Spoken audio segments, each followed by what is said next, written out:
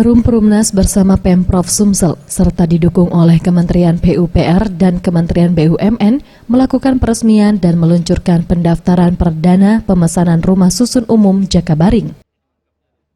Pembangunan rusun yang ditargetkan akan rampung pada tahun 2017 ini sebagai salah satu bentuk dukungan untuk mensukseskan Asian Games 2018.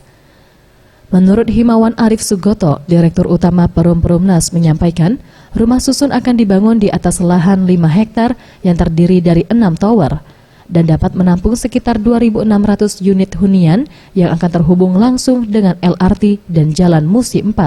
Progres struktur bawah untuk saat ini sudah mencapai 10%. Sebuah bentuk terobosan kerjasama yang sangat baik antara Pemprov Sumatera Selatan dengan kami sebagai BUMN dalam berkontribusi dan berperan mendukung program pemerintah untuk menyediakan Wisma Atlet dalam rangka perhelatan Asian Games tanpa harus banyak membebani APBN. Selain itu, Menteri Pekerjaan Umum dan Perumahan Rakyat Muhammad Basuki Hadimulyono menambahkan, dirinya menyambut baik proyek nasional yang tidak membebankan APBN ini sebagai salah satu bentuk dukungan untuk terwujudkan program pemerintah sejuta rumah. Dan dirinya yakin proyek Jakabaring Palembang dapat dijadikan contoh di wilayah lainnya.